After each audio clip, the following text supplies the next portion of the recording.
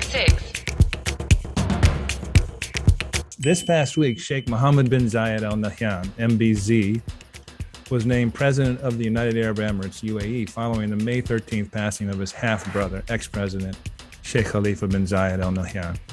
In fact, MBZ has largely been acting as president since 2014 when Khalifa bin Zayed suffered a debilitating stroke.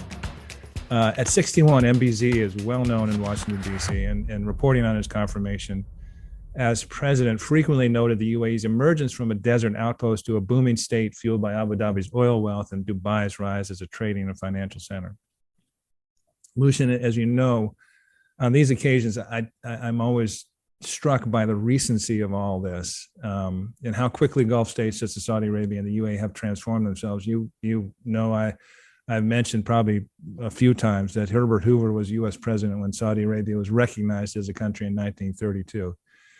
In the case of UAE and MBZ, that story is even more recent. MBZ was born in 1961, the third son of Sheikh Zayed bin Sultan Al Nahyan, the founder of the UAE, essentially the father of the UAE.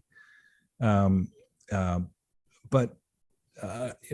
this is sort of a layman's run through.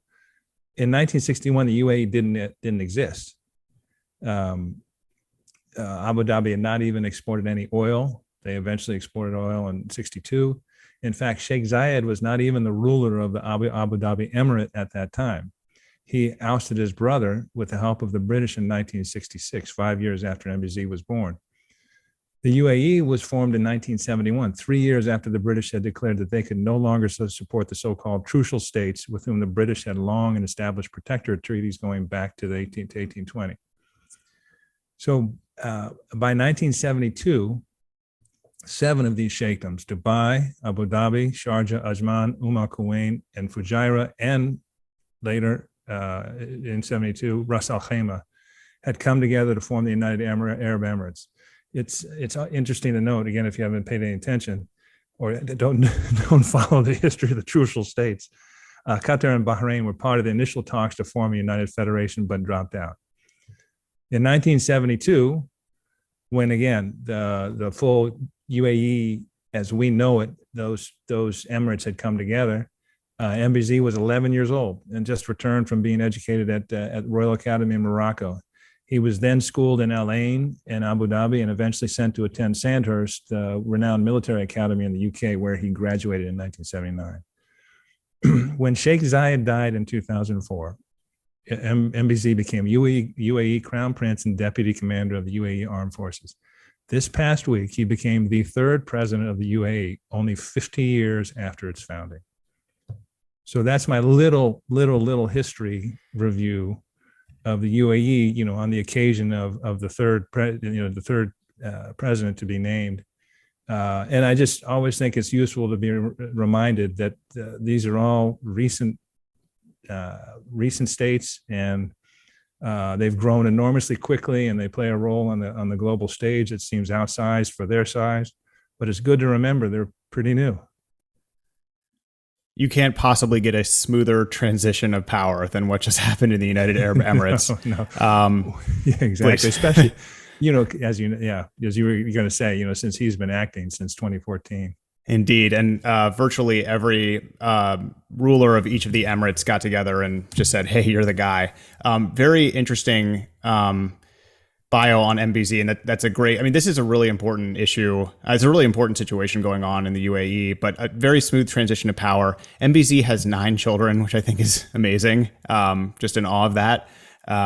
He's a lifelong fan of falconry. He's a really interesting guy. He also is older than he looks, which I don't mean to be like surface level, but he's 62.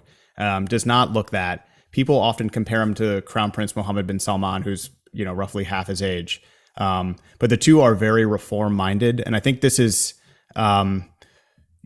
this is a big deal that, I mean, Vice President Harris flew over on Monday, may have passed Crown Prince Mohammed bin Salman's jet on the way in, who visited just after Vice President Harris. But smooth transition of power, very important U.S. ally in the region.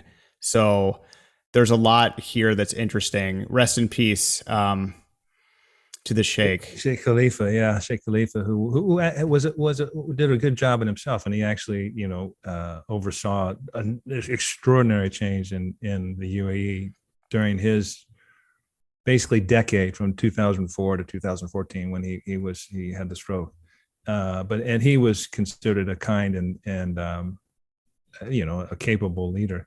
Yeah, your mention of Vice President Kamala Harris, and it looks like it might be an opportunity because they sent out a really strong delegation. You had Secretary of State Anthony Blinken, Defense Secretary Lloyd Austin, Climate Envoy John Kerry, and CIA Director Bill Burns. And I think the seniority of the delegation made them happy. Mm-hmm. They've been saying you got to pay closer attention and be more attentive to what we think we need. So this might have been a good positive opportunity with regard to the U.S.-UAE relations. One of the areas in which he's reformed a lot in the UAE, and it's not really as well known, is the military in the UAE has undergone drastic transformation. And he graduated from the Royal Military Academy in Sandhurst. So he's a military guy, but just a very interesting transition of power. And like you said, he's been sort of running the day-to-day for 7 or 8 years now. So since 2014. So, 8 years. Yeah, exactly. Yeah. Impressive guy. And condolences to our Emirati friends. I guess 40 days of mourning. And, but again, it's quite nice, as you say, to have such a smooth transition and obviously a capable successor. So they're in good hands.